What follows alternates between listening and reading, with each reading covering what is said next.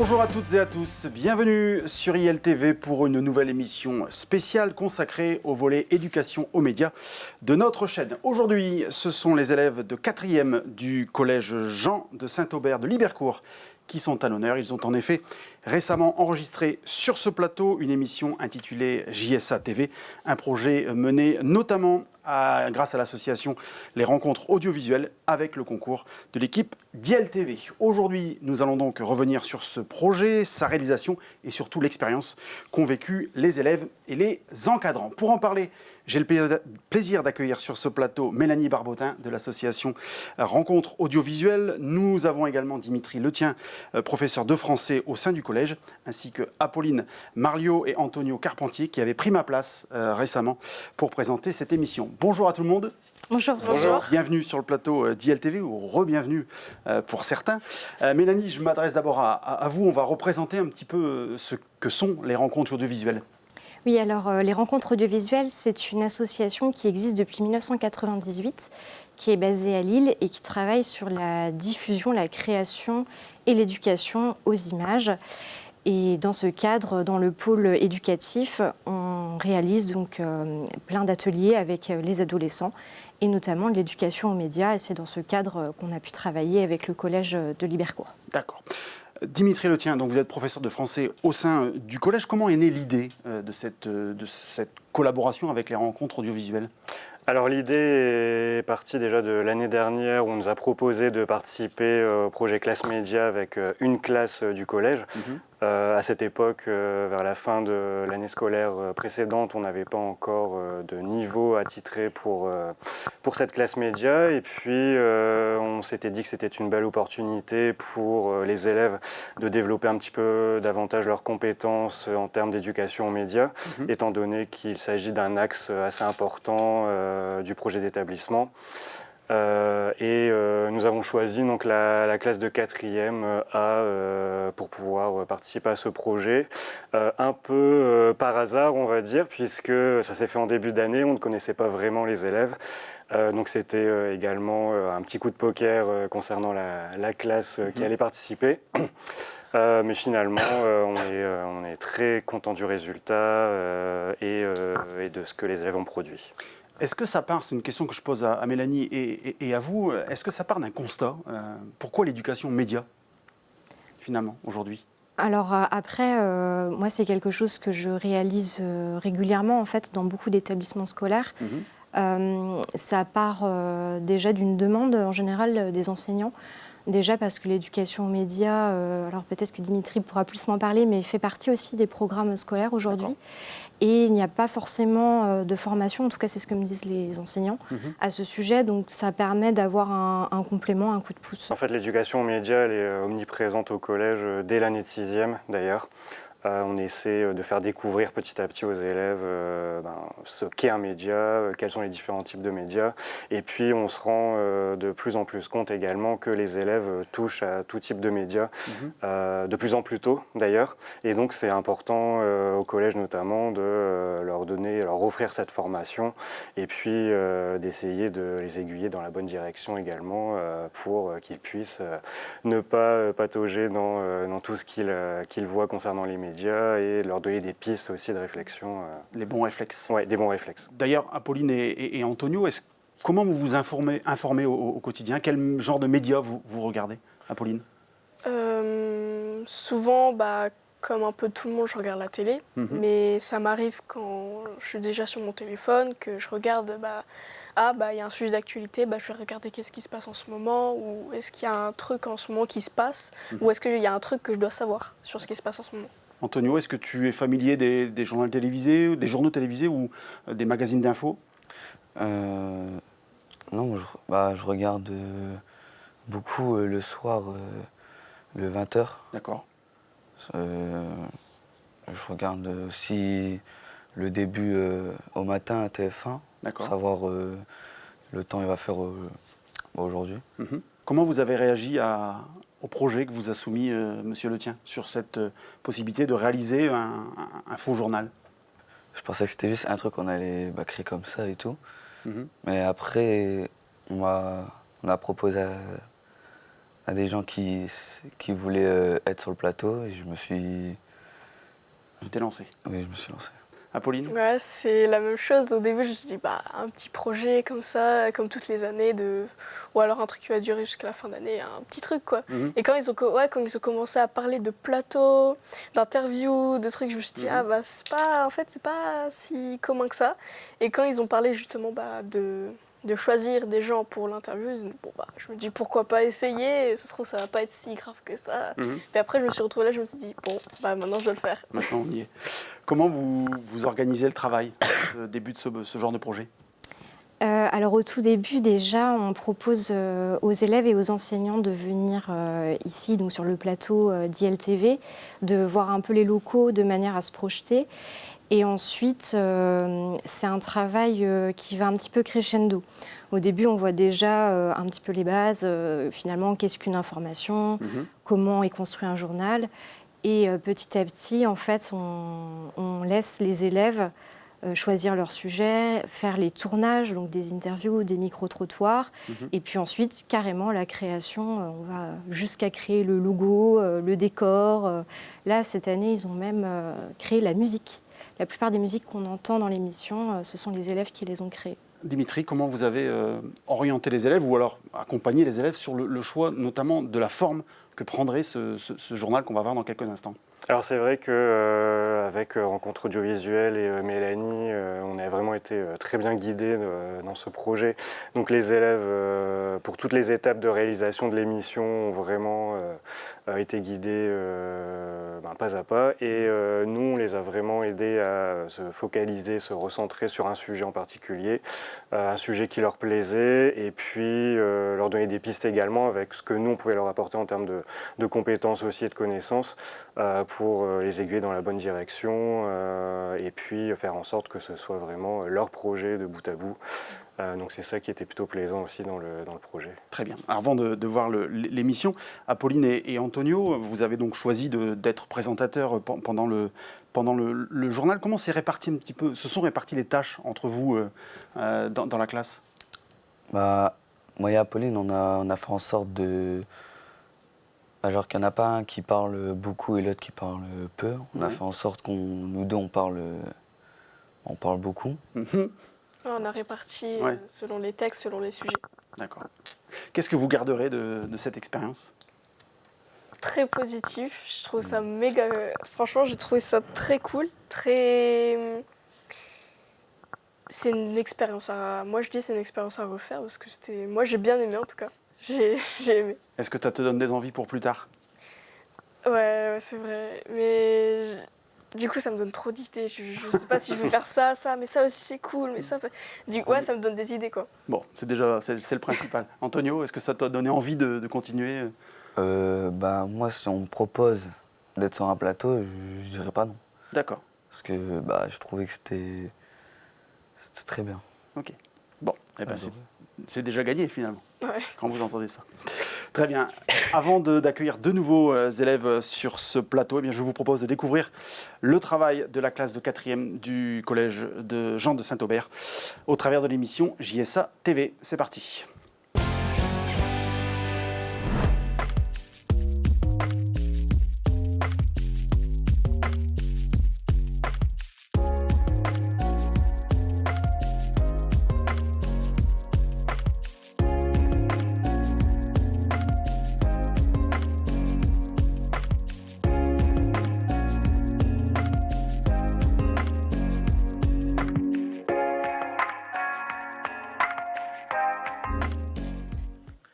Mesdames et messieurs, bonjour. Bienvenue sur l'émission JSA TV. Bonjour Antonio. Bonjour Apolline. Aujourd'hui, on va vous parler de 5 sujets d'actualité. Pour commencer, nous avons accueilli un sportif paralympique au collège. Ensuite, nous aborderons les sujets du sport féminin par un micro-trottoir. Nous enchaînerons ensuite avec le sport au collège et la mode grâce aux interviews des élèves. Pour finir, on vous parlera de l'e-sport, le sport des jeux vidéo. Pour commencer, Thierry Jossom, un sportif paralympique de tir à l'arc qui va participer aux JO de Paris 2024 qui se passeront en septembre. Il est venu le lundi 13 mai au collège de Jean de Saint-Aubert nous rencontrer, nous les 4A et les 4B. Il nous a parlé de son parcours professionnel et il a fini par une démonstration. On vous montre ça.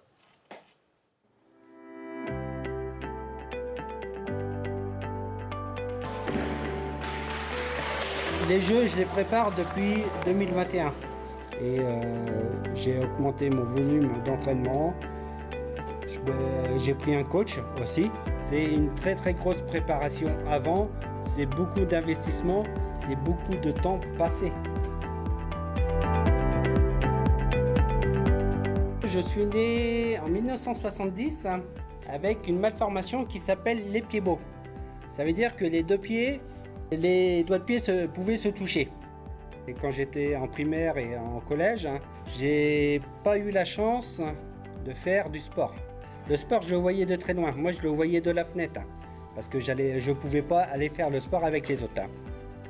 Moi, le sport, je l'ai connu qu'à l'âge de 17 ans.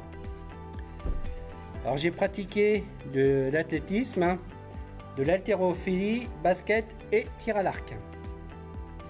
Et aujourd'hui, j'ai la chance de faire partie de l'équipe de France. Depuis 2018, j'ai fait championnat d'Europe, championnat du monde, quelques-uns. Et en 2023, j'étais médaillé au championnat d'Europe à Rotterdam en équipe. Une belle petite médaille qui a fait très plaisir parce que ça faisait 10 ans qu'on n'avait pas entendu la Marseillaise sur un pas de tir. Le 28 mars, coup de téléphone de la fédération qui me disait que j'étais bien sélectionné pour aller faire les Jeux de Paris 2024. Au jeu, je vais tirer sur une cible qui est grande comme ça. Ça fait pas très gros, hein. Tu mets une pièce de 10 centimes d'euros, tu te mets à 18 mètres et tu essayes de la viser. Pour l'extérieur, j'ai ces flèches-là, en carbone. En salle, on prend des flèches beaucoup plus grosses. Là, c'est des flèches en alu. Et c'est pour accrocher plus facilement le 10. Les qualités, il faut être patient. Parce que le tir à l'arc, c'est 80% mental et 20% physique. C'est surtout le mental, il faut être très bon au niveau mental. Ne pas se laisser se distraire. Je suis très content d'être parmi vous, de vous faire voir ma passion et aussi de partager avec vous cette passion. Et tout ce qui est handicap, c'est pas parce qu'il y a un handicap qu'il faut s'arrêter de vivre. Il faut continuer à vivre et ça fonctionne.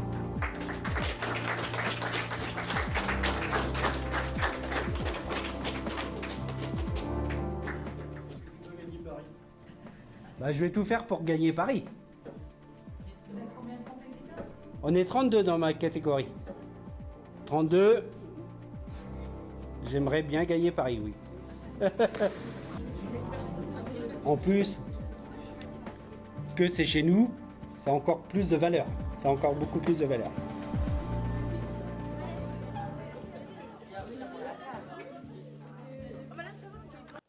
La compétition de para-tir à l'arc commencera à partir du 29 août et sera diffusée sur les chaînes de France Télévisions. Nous accueillons Chanel pour nous présenter son reportage sur le sport et les femmes. Bonjour Chanel. Bonjour Chanel. Bonjour. Avec mon groupe, nous avons travaillé sur le foot et l'égalité. On voulait voir ce que les gens pensaient du foot en général. Nous avons fait des recherches et nous avons constaté que les femmes footballeuses gagnent 10 fois moins que les hommes. En effet, le foot masculin est plus fréquent, mais surtout plus divulgué à la télévision. Nous avons donc fait un micro-trottoir aux alentours du collège pour voir ce que les gens pensaient. Nous allons donc vous faire voir notre reportage. Est-ce que vous pouvez nous citer des joueurs de foot masculins? Oui.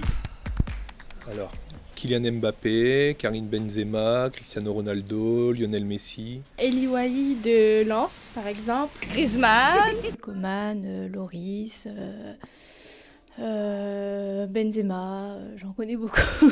C'est vrai que j'en connais beaucoup. Citez-nous des joueuses de foot féminin. Alors, féminin, Alors, je suis désolé, je regarde pas le foot féminin, du coup je ne connais pas. Encore pire. Je ne sais pas du tout. Ah, je sais pas. Je connais pas féminine. Je vois le visage, mais les noms. Alors là, j'avoue que ça va être un peu plus compliqué. Wendy Renard. Kershawi, Eugénie Le Sommer. Henri également. Voilà, on a quelques-unes des Lyonnaises. Que pensez-vous du football féminin? Il y a beaucoup de filles qui aiment bien. Déjà, il y a ma nièce qui adore. Donc, On voit que c'est pas que pour les garçons, qu'il y a aussi les filles qui peuvent jouer énormément aussi, on en voit beaucoup. Par exemple, même les clubs et tout, on voit beaucoup de clubs féminins dans le coin. ah bah ils sont mieux que les garçons. C'est moins des chochottes déjà. Excellent le football féminin, moi j'aime bien. Donc ça devrait être même plus télévisé. À votre avis, pourquoi le football féminin est moins fréquent que le football masculin? Bah ça, franchement, je sais pas. C'est dommage. Même moi, en tant que femme, je regarde beaucoup plus le football masculin que féminin. Il est plus popularisé, donc... Il y a pas mal d'a priori et je pense qu'il y a certainement des petites filles qui souhaitent jouer au foot et malheureusement les parents n'osent pas trop les inscrire en se disant elles vont être avec que des garçons, etc. Que pensez-vous de l'argent que gagnent les femmes par rapport aux hommes? Par exemple, la meilleure footballeuse gagne 50 000 € par mois et le meilleur footballeur gagne 6 millions par mois. C'est pas logique pour moi. Voilà, on parle de parité entre hommes et femmes, donc ça devrait être aussi dans le sport. Elles sont sous-payées. C'est honteux. Tout simplement. Parce que c'est des filles. femmes. Les salaires sont pas élevés, je trouve en fait que c'est proportionnel par rapport en fait à l'ampleur du foot féminin dans le paysage, dans les médias. Et les matchs de l'équipe de France féminine, maintenant, elles sont diffusées à la télé et ça, c'est un enjeu financier aussi. Donc je pense que le fait qu'elles passent à la télé, déjà, leur salaire va encore évoluer.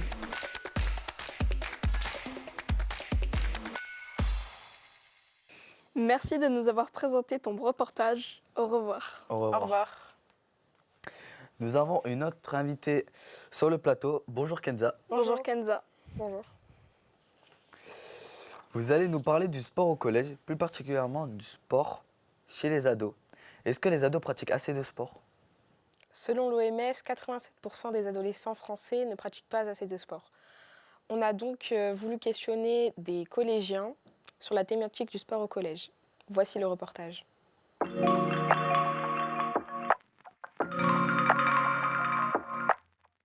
Oui, le badminton. Je fais 2 heures le mardi et 1h30 le vendredi. J'aime pas le sport, pour moi c'est une perte de temps, je trouve ça inutile. Et mes loisirs, j'aime bien faire du skateboard avec mes amis ou toute seule. Je fais du foot le mercredi et le vendredi de 18h15 à 19h45.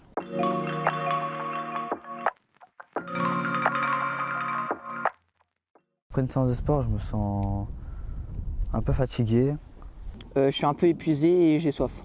Je me sens fatiguée, des fois je peux avoir des courbatures et j'ai soif.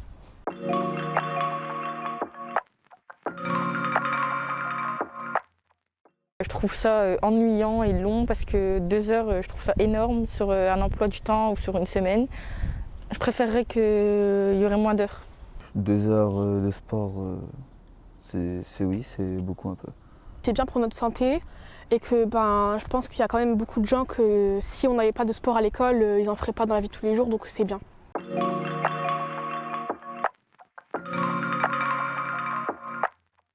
Ce qui me met à l'aise, c'est l'ambiance de classe et certains sports comme le basket, le badminton et puis le volleyball. Oui, très à l'aise. Pour le fait que je connais bien ma classe, que je m'entends bien avec eux, donc ça me dérange pas du tout de faire du sport avec eux.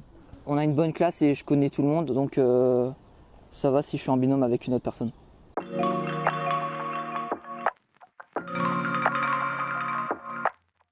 C'est ennuyant d'avoir 2 heures de sport et à la fin avoir 2 heures de cours parce que c'est fatigant.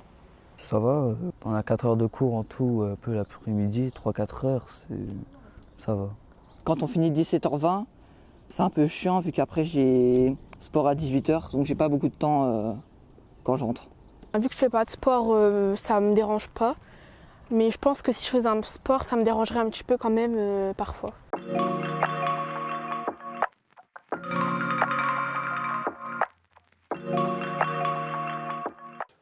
Suite à ces témoignages, nous avons questionné une professeure de sport pour avoir un avis plus professionnel. tout de suite ce reportage. Bonjour. Bonjour. Est-ce que vous pouvez vous présenter? Morgane Lepez, je suis enseignante d'EPS, d'éducation physique et sportive, au sein du collège Jean de Saint-Aubert qui est situé à Libercourt. Et qu'est-ce qui vous a motivé à devenir prof de sport? C'est vrai que déjà j'aimais le sport, donc forcément l'EPS m'a intéressée et j'aimais bien la relation, c'est vrai, avec l'autre, le fait aussi de pouvoir transmettre sa passion. Voilà, ces deux points-là m'ont permis du coup de devenir professeur et du coup d'éducation physique et sportive. Et quels sont les bienfaits du sport pour un adolescent?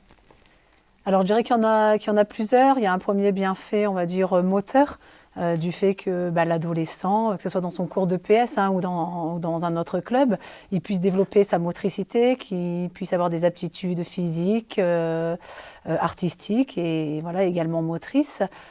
Il y aurait des bienfaits, je dirais, émotionnels qui sont aussi également importants parce que je pense que le sport développe des émotions à chaque adolescent et adulte également et enfant. Quelles conséquences négatives une pratique insuffisante de sport peut avoir sur la santé? Alors bien sûr, on pourrait penser tout de suite à l'obésité, au surpoids. C'est vrai qu'une pratique physique régulière est importante dans la vie de tous les jours et quel que soit l'âge, bien évidemment.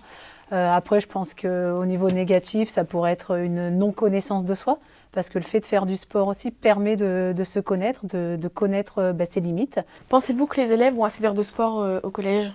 Moi, je pense que j'aimerais bien aussi que les élèves puissent avoir tous 4 heures d'EPS au collège, du coup que ce soit aussi en 5e, 4e et 3e.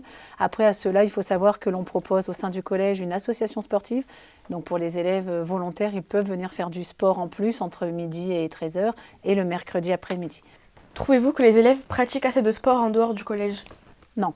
Je vous avouerai que je pense que peu d'élèves dans notre collège pratiquent du sport en club et je pense que ce serait une des compétences à leur faire développer, le fait peut-être de reproduire et de continuer en dehors du collège et de l'EPS. Comment décidez-vous des sports du programme pratiqué par les élèves? Alors en fait, du coup, en EPS, on a un programme national à suivre qui est constitué, qui est divisé en 4 groupes d'activités. Donc il y a un premier groupe d'activités qui sont les activités de performance, où on peut par exemple retrouver de l'athlétisme. Ensuite, il y a un deuxième groupe d'activités qui rassemble les activités où l'élève doit se développer dans des environnements variés, inconnus, incertains, comme par exemple l'escalade, la course d'orientation, la natation.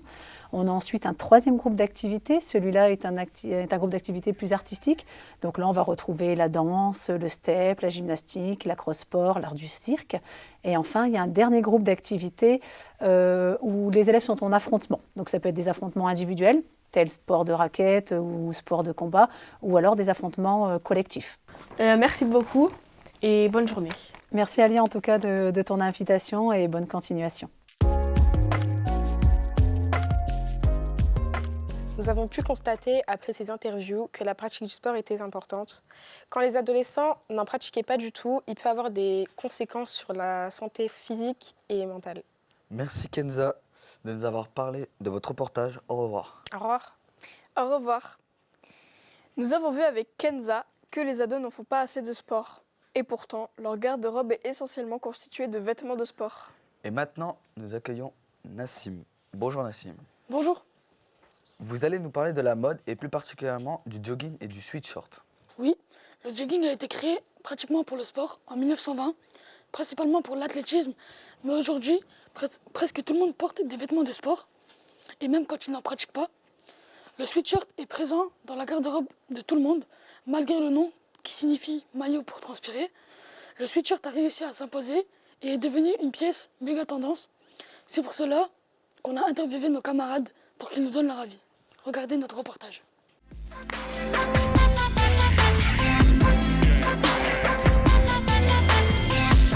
Je préfère les vêtements de sport parce que je me sens mieux dedans et en jean, il n'y a pas vraiment de marque. Et je préfère porter de la marque. Oui, dans mes tenues, des fois, je mets des sweats, mais parfois, j'en mets pas parce que si j'en mets, après, j'ai beaucoup trop chaud et c'est un peu embêtant. J'en porte très peu, mais quand ça m'arrive, c'est quand y a une activité physique ou quand j'ai pas trop envie de réfléchir sur comment je m'habille. Non, Je ne porte pas de vêtements de sport quand je fais pas sport.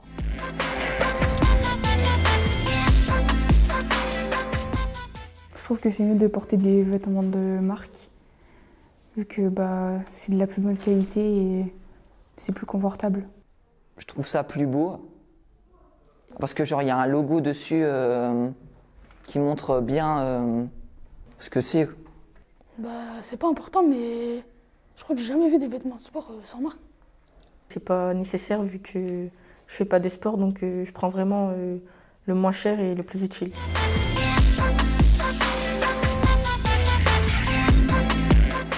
Les vidéos des sportifs, ils m'influencent parce qu'ils montrent leurs vêtements, leurs habits et tout. Et donc ça fait des modèles un peu. Parce que je trouve qu'ils s'habillent bien majoritairement et donc ça me donne envie de porter à peu près les mêmes choses. De porter la même marque. Non, je regarde pas trop tout ce qui est sport, donc on m'influence pas trop sur les habits de sport.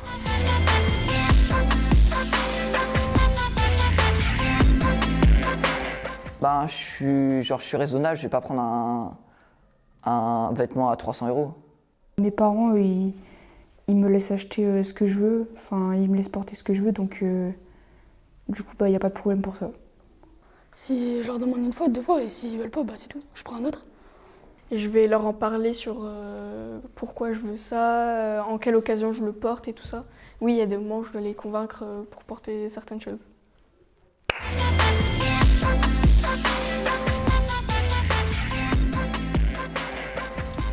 Merci Nassine pour votre reportage. Merci.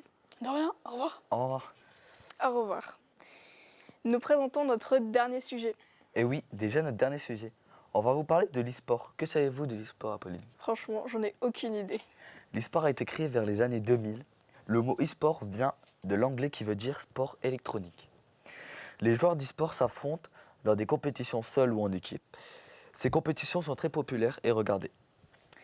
Ok, et maintenant j'en sais plus. Mais du coup, est-ce que l'e-sport est connu? Est-ce que c'est un sport comme les autres? Nous allons voir ce qu'en pensent les habitants de Libercourt avec ce micro-trottoir.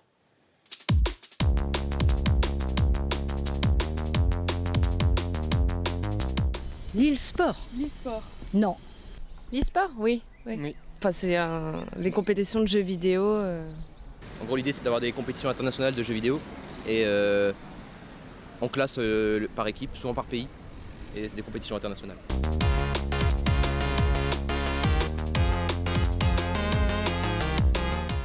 Oui, parfaitement, parce que c'est un sport comme un autre. Alors, c'est pas un sport physique, c'est vrai.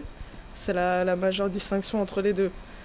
Après, je pense que c'est un débat qui est intéressant, mais pourquoi pas, je le regarderai en tout cas. Ayant des enfants, on sait que ça a un côté assez néfaste, mais aussi le fait de mettre ça au JO, ça pourrait peut-être positiver la chose et en tirer le meilleur côté. Franchement, pour moi, non. Du sport, on court, on joue au ballon, tout ça. Mais le jeu, c'est rester assis. Il n'y a que le pouce qui joue, c'est tout. On peut dire que c'est une forme de sport intellectuel, parce que physiquement on reste assis sur une chaise, mais intellectuellement, ouais, je pense que ça a sa place.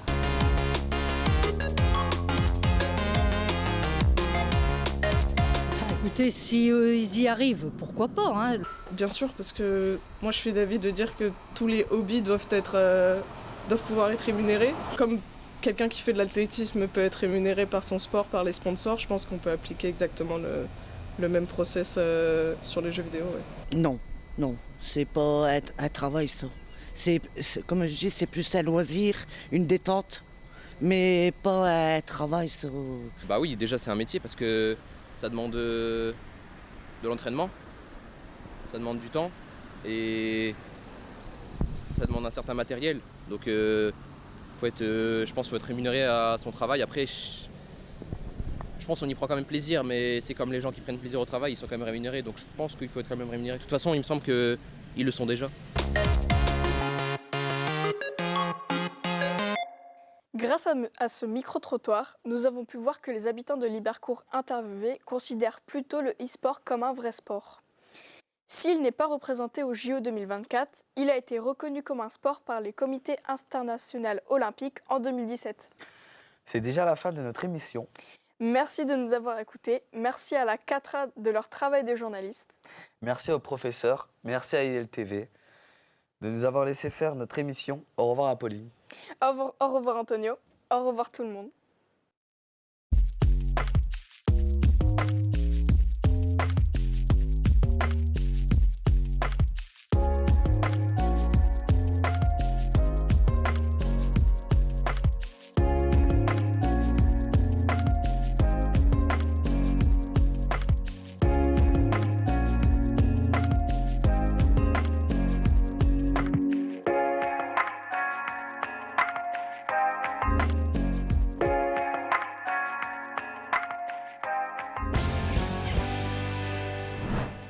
De retour sur le plateau de l'émission spéciale sur ILTV pour un petit débrief du travail réalisé par les 4e du collège Jean de Saint-Aubert. Mélanie Barbotin des rencontres audiovisuelles et Dimitri Létien sont toujours avec nous. Ils ont été rejoints par Alia Atman et Nassim Zamoun. Bonjour à tous les deux. Bonjour. Bonjour. Ma première question est pour vous deux, pour ce débrief. Comment vous avez choisi les sujets qui ont été abordés dans ce journal ? Alors au début, on a réfléchi individuellement.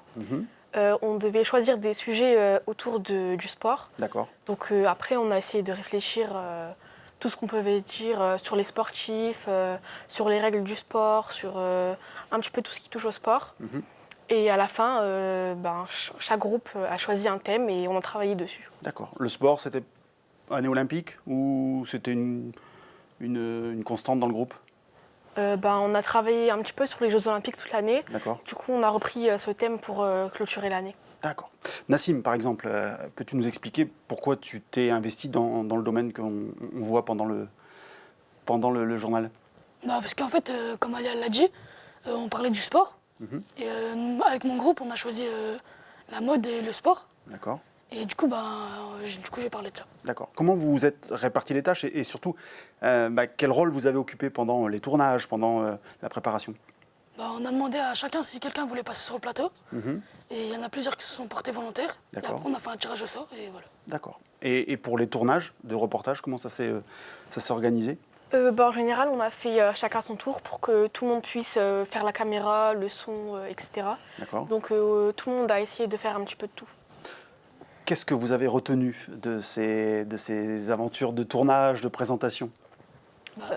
On a appris à faire du son, à gérer une caméra. Ça nous a aussi appris à poser des questions, à bien formuler nos questions. Mélanie, est-ce qu'on peut dire que chacun des projets pour lesquels vous participez chaque année sont uniques ? Alors ça, c'est sûr. À chaque fois, c'est différent parce que les élèves sont différents, donc ils ont des envies différentes. Moi, ils me surprennent dans les choix de sujets parce qu'au départ, quand on s'est dit avec les enseignants, on va donner ce cadrage un peu du sport avec les Jeux Olympiques, j'imaginais pas du tout les sujets qu'on allait avoir à la fin, en fait. D'accord. Vraiment, par exemple, la mode et le sport, moi, personnellement, je n'y aurais pas pensé. J'ai trouvé le sujet très intéressant. Et aussi sur le sport au collège, où je me suis dit, peut-être qu'ils n'ont pas envie de parler de ça, parce que justement, c'est quelque chose qu'ils voient tous les jours. Et non, justement, ils ont envie de parler de ça. Donc, c'est vrai que c'est toujours un peu surprenant. Dimitri, tout à l'heure, vous parliez de Paris par rapport à la classe que vous aviez choisie sans vraiment connaître les élèves. Est-ce que c'était un pari réussi aujourd'hui ?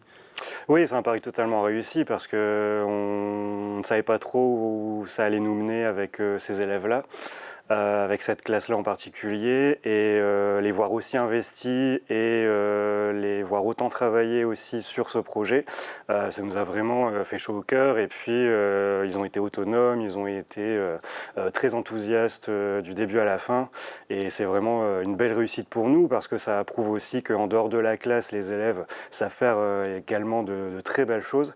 Ça leur montre également autre chose et ils ont développé énormément de compétences et nous, c'est vraiment une fierté de les voir se réaliser comme ça pendant plusieurs semaines. Alia et Nassim, la même question que j'ai posée tout à l'heure à Pauline et Antonio, est-ce que ça vous a donné des envies sur le plan professionnel pour l'avenir ? Nassim ? Je pense pas que je ferai un métier comme ça. D'accord. Mais la classe média, ça m'a plu. Et j'aimerais bien l'en faire. Ok. Alia? Moi, pareil, je pense pas que je me dirigerai vers ça pour mon avenir, mais si je pouvais le refaire, je le referais aussi parce que c'est intéressant de voir tout l'envers du décor. D'accord. Mélanie, la dernière question sera pour vous. L'année scolaire se termine, une année de projet. Comment vous imaginez la suivante? On espère continuer avec une classe peut-être à Carvin pour essayer de couvrir encore davantage la zone de l'agglomération. Voilà, donc on est toujours à la recherche de nouveaux partenaires, de financeurs aussi, puisque ici c'est la DRAC qui nous a permis, et l'agglomération des Nains-Carvin, de faire ce projet. Donc on est à la recherche pour continuer encore. D'accord, vous serez toujours bien les bienvenus ici à ILTV. Merci à tout le monde d'avoir participé à cette émission. Bravo au nom de toute l'équipe d'ILTV. Et puis à très bientôt pour la suite des événements. On se quitte donc sur cette émission spéciale et on se donne rendez-vous très bientôt sur ILTV. À bientôt.